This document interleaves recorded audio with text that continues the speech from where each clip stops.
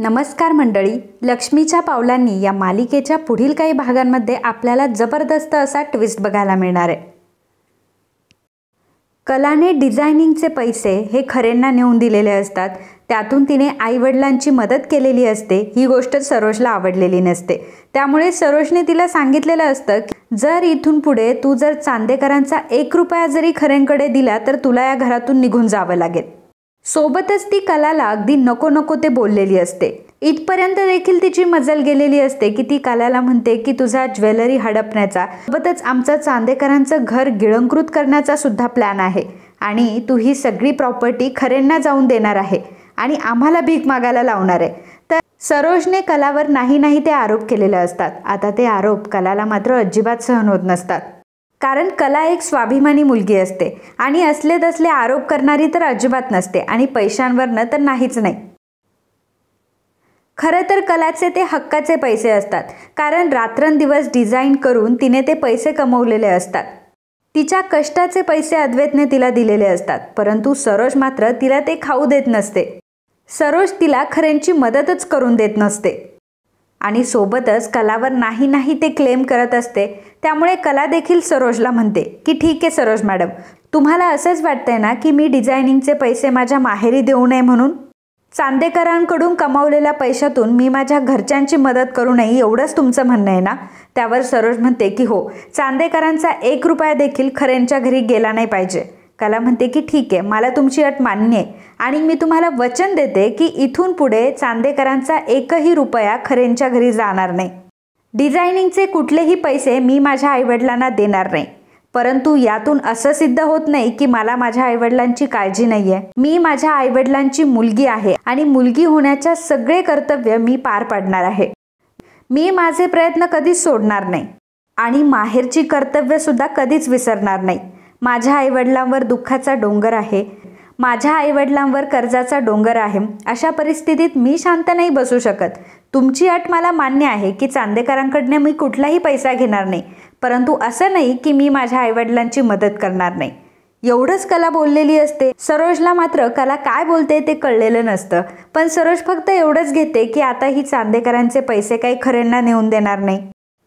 तर कलाने एकाच वेळी 2 हप्त्यांचे पैसे दिलेले असतात, म्हणजे तिने तिची सगळी सॅलरी दिलेली असते। त्यामुळे कर्जाचा 1 हप्ता तर भरला गेलेला असतो आणि 1 हप्त्याचे पैसे शिल्लक असतात, त्यामुळे कला जास्त टेन्शन घेत नाही। परंतु लवकरात लवकर तिला पुढच्या हप्त्यांचे पैसे गोळा करायचे असतात। आता ते गोळा कसे करायचे हा कलापुढे खूप मोठा प्रश्न असतो आणि मग कलाला त्यातून एक आयडिया सुचते, कारण काही दिवसांमध्येच आता नवरात्री येणार असतात आणि मग ती ठरवते की ती जगदंबा भांडारमध्ये पुन्हा एकदा काम सुरू करणार। कला पुन्हा एकदा तिचं दुकान उघडण्याचा आणि तिथे काम सुरू करण्याचा विचार करू लागते। मित्रांनो, जर तुम्ही व्हिडिओ बघतच असाल तर प्लीज व्हिडिओला लाईक सुद्धा करा, कारण लाईक करण्यासाठी काही वेळ नाही लागत आणि तुमचा तो लाईक आमच्यासाठी खूप महत्त्वाचा आहे। सगळ्यात पहिल्यांदा ती दुकानावर जाते। खूप दिवसांपासून दुकान हे बंद असतं, त्यामुळे कला जाऊन पहिल्यांदा त्याची छान अशी स्वच्छता करते। आसपासचे लोक कलाला विचारायला येतात, अगं कला, तू दुकानाची स्वच्छता का करतीये? तेव्हा कला सगळ्यांना सांगते की मी आता आजपासून ह्या दुकानात काम करणार आहे। ही गोष्ट ऐकल्यावर बाकीच्यांना तर अचंबा वाटतो, कारण कला आता चांदेकरांची सून असते। मग चांदेकरांच्या सुनेवर एवढे कुठले वाईट दिवस आले की जगदंबा भांडारमध्ये तिला काम करावं लागतंय? परंतु कला म्हणते की असं काही नाहीये, मी माझी कला जपण्यासाठी हे काम करते आणि मला आवड आहे म्हणून मी करते। तर कलाचा हा स्वभाव सगळ्यांना खूप आवडतो। आजूबाजूचे लोक कलाचं कौतुक करत असतात। खरंच कला एवढ्या मोठ्या घरची सून असून सुद्धा तिला कुठल्याही प्रकारचा ॲटिट्यूड नाही। सगळ्यांच्या मनात कला भरलेली असते। एका दिवसातच कलाने सगळ्या दुकानाची छान अशी साफसफाई केलेली असते आणि दुकान अगदी नव्यासारखं केलेलं असतं। जिथल्या वस्तू तिथे ठेवलेल्या असतात आणि पुन्हा एकदा रॉकेटला सुद्धा तिने काम करायला घेतलेलं असतं। त्यामुळे रॉकेट सुद्धा खूप खुश असतो, कारण त्याला पुन्हा कलाताईसोबत काम करायला भेटणार असतं। पण संगीता आणि बाबा कलाच्या या निर्णयावर खुश नसतात। ते कलाला म्हणत असतात की अगं कला, तू आता चांदेकरांची सून आहेस आणि जर तुला इथे कोणी काम करताना बघितलं तर लोक मात्र आम्हालाच नाव ठेवतील ना, नको तू हे काम करूस. तेव्हा कला त्यांना समजून सांगत असते की आई बाबा असं काही नाहीये आणि कष्टाला कसली आली आहे लाज. असेल मी चांदेकरांची सून म्हणून काय झालं, मी माझी कला थोडीच सोडणार आहे. मला ज्या गोष्टींची सवय आहे, ज्या गोष्टीतून मला आनंद मिळतो त्या गोष्टी तर मी करूच शकते ना. आणि प्लीज तुम्ही चुकीचा विचार करू नका आणि मला माझं काम करू द्या. आता कला पुढे संगीता आणि बाबाही काही बोलत नाही आणि तेही तिथून निघून जातात. तर कला आता तिचं काम करायला घेते. नवरात्रीच्या सगळ्या मूर्ती कलाला बनवायच्या असतात. देवी आईच्या वेगवेगळ्या प्रकारच्या मूर्ती कला घडवणार असते आणि कलाचं काम एकदम जोमाने चालू असतं. परंतु तिच्या ह्या कामाची खबर मात्र चांदेकरांना कोणालाच नसते, कारण कलाने कोणालाच सांगितलेलं नसतं. कारण तिला असं वाटतं की तसाही चांदेकरांकडनं मला काही पैसे भेटणार नाहीये, त्यामुळे मी माझ्या पायावर उभं राहणं हेच माझ्यासाठी एक बेस्ट ऑप्शन असेल आणि सोबतच त्यातून मला माझ्या आईवडिलांची मदतही करता येईल. त्यामुळे कलाने हा रस्ता निवडलेला असतो, कारण त्यातून पैसे कमवून तिला आईवडिलांची मदत करायची असते. तर अद्वैतला सुद्धा या गोष्टीची काहीही खबर नसते. तर एके दिवशी कला तिच्या जगदंबा भांडारमध्ये मूर्ती बनवत असते. देवी आईची सुंदर अशी मूर्ती घडवत असते आणि त्याचवेळी चांदेकरांना ओळखणारी आणि सरोजची मैत्रीण आणि चांदेकरांना अगदी जवळून ओळखणारी एक बाई तिथे येते. ती बाई कलाला बघते आणि तिने कलाला ओळखलेलं असतं. ती कलाला विचारते की काय ग, तू कला चांदेकर आहेस ना. कला म्हणते की हो, तुम्ही मला कसं ओळखलं. त्यावर ती बाई सांगते की अगं, मी तुमच्या लग्नात आले होते. मला माहिती आहे ना तुमच्या लग्नात काय झालं होतं.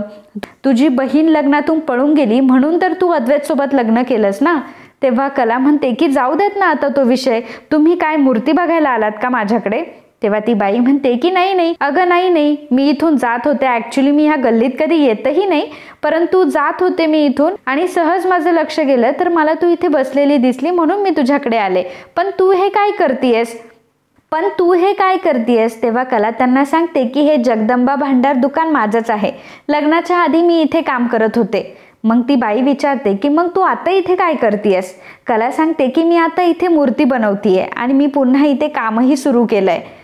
त्यावर ती बाई म्हणते की अगं, तू एवढ्या मोठ्या चांदेकरांची सून आहेस, तुझ्याकडे पैशांची कुठलीही कमी नाही आणि तू इथे येऊन काम करतीयस. अगं, निदान चांदेकर घराण्याचा तरी विचार करायचा होतास. तर आता चांदेकरांची किती बदनामी होईल तुझ्या अशा या वागण्याने. कला म्हणते की कामात कसली आली आहे बदनामी, मी तर फक्त माझी कला जपते, माझं काम करते आणि त्यात चांदेकरांची इज्जत कुठून आली. चांदेकरांच्या इज्जतीचा आणि माझ्या कामाचा आणि कलेचा काहीही संबंध नाहीये. त्या बाईला आता चांगलंच बोलून कलाने तिथून काढून दिलेलं असतं. परंतु ती बाई काही गप्प बसत नाही.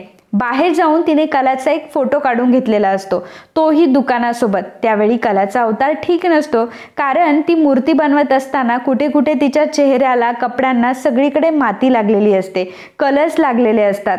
त्यामुळे कलाचा अवतार काही ठीक नसतो आणि त्याचवेळी त्या बाईने तिचा फोटोही काढून घेतलेला असतो. आता ती बाई तर तिथून निघून जाते, परंतु ती गप्प बसत नाही आणि ती सरोजला तो फोटो व्हॉट्सॲप करते. आता तो फोटो बघितल्यानंतर सरोजला खूप राग येतो.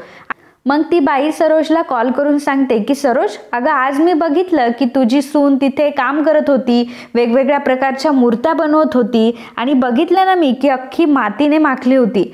आणि काय ग, तू तर नेहमी चांदेकर करत असते. चांदेकरांची प्रतिष्ठा, चांदेकरांचे संस्कार, चांदेकरांची इज्जत, तुझ्या तोंडात फक्त चांदेकर असतं. मग चांदेकरांची इज्जत ही आहे का.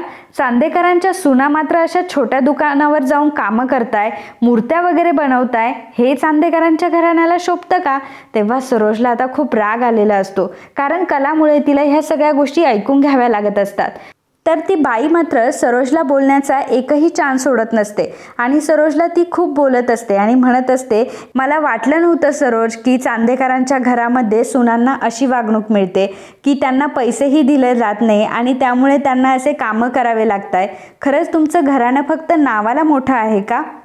तुम्ही तुमच्या सुनांच्या बाबतीत असं नव्हतं करायला पाहिजे. हो, मला माहिती आहे की अद्वैतचं आणि कलाचं लग्न हे त्यांच्या मनाविरुद्ध झाले आणि तुमच्या देखील मनाविरुद्ध झाले, म्हणून काय कोणी असं करतं का. म्हणून तू त्या कलाला पैसेही देत नाही का खर्चायला. आणि बघ ना, त्या बिचारीला बाहेर जाऊन काम करायला लागतंय. तेव्हा सरोज म्हणते की नाही, तुझा काहीतरी गैरसमज होतोय. अगं, तिला कामाची आवड आहे म्हणून ती करते. तेव्हा ती बाई म्हणते की अगं, ह्या फक्त बोलण्याच्याच गोष्टी झाल्या आता उगाचच तुमचं भांडं उघडं पडेल ना, त्यामुळे तू फक्त झाकण्याचा प्रयत्न करतीये, परंतु त्यातून सत्य मात्र कधीच बदलणार नाही ना.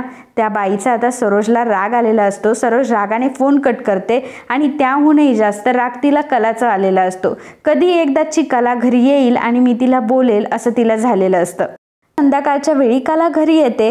सरोजने आधीच घरातल्यांना सगळ्यांना बोलावून घेतलेलं असतं.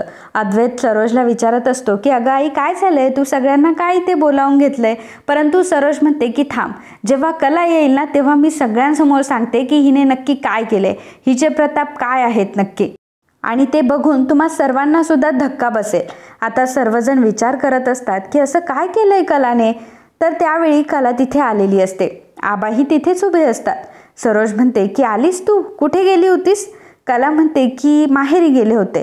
त्यावर सरोज म्हणते की खरंच माहेरी गेली होतीस? नीट विचार करून उत्तर दे, कुठे गेली होतीस तू? त्यावर कला म्हणते की काम होतं माझं, कामासाठी गेले होते. मग सरोज म्हणते की ही आता असेच उत्तरं देणार, इकडचे तिकडचे उत्तरं फिरवणार, त्यापेक्षा मीच तुम्हाला हिचं सत्य सांगते. आणि मग सरोज आता चांदेकर फॅमिली ग्रुपवर कलाचा तो फोटो पाठवते. सगळ्यांना एकाच वेळी मेसेज गेलेले असतात. सगळेजण त्यांच्या मोबाईलमध्ये बघू लागतात.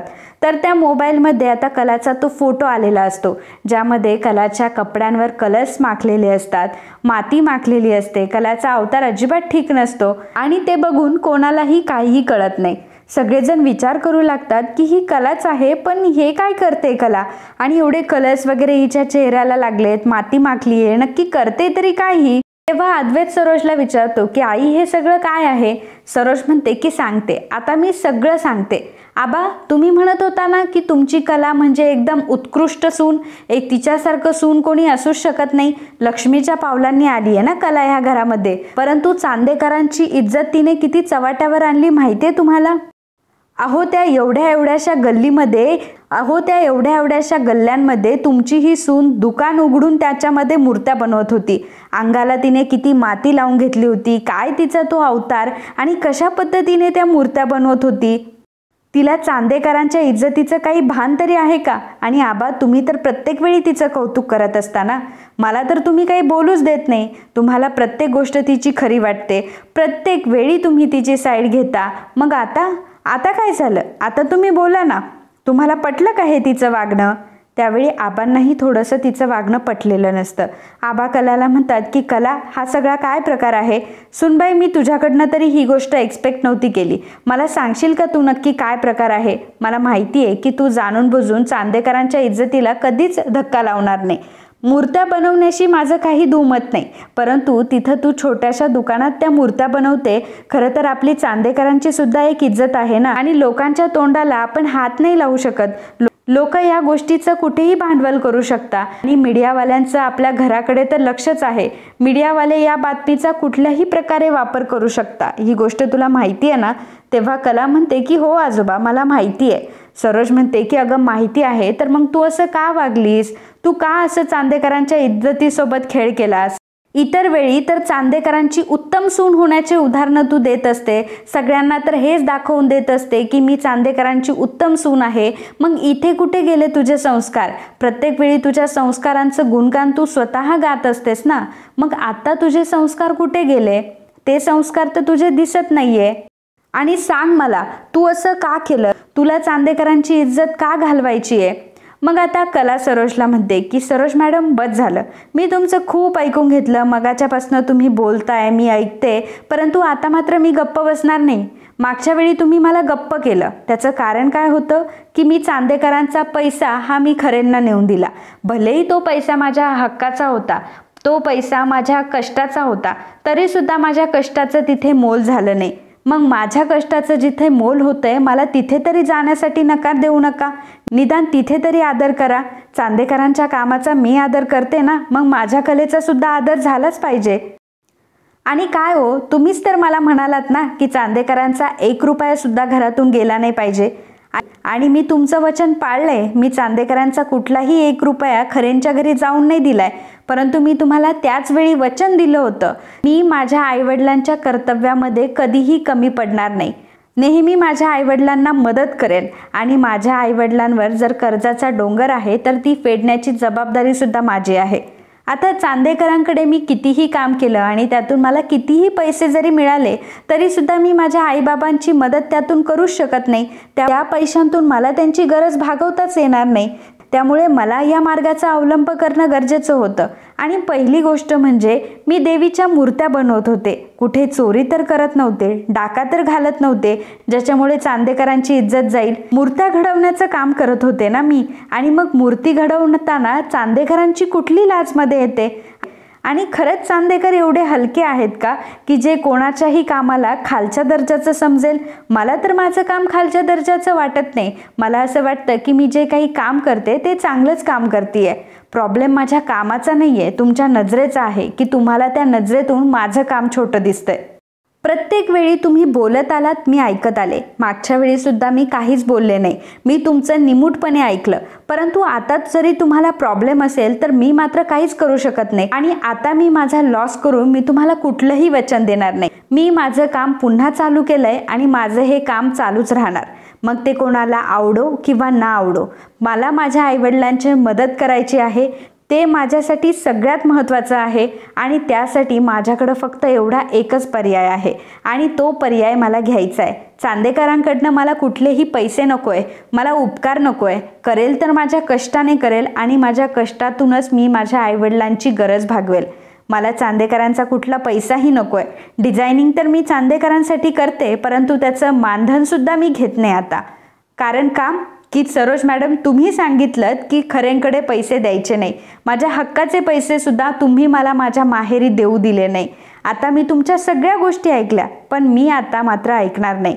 कारण इथे आता प्रश्न माझ्या आईवडिलांचा आहे आणि माझ्या घराचा आहे.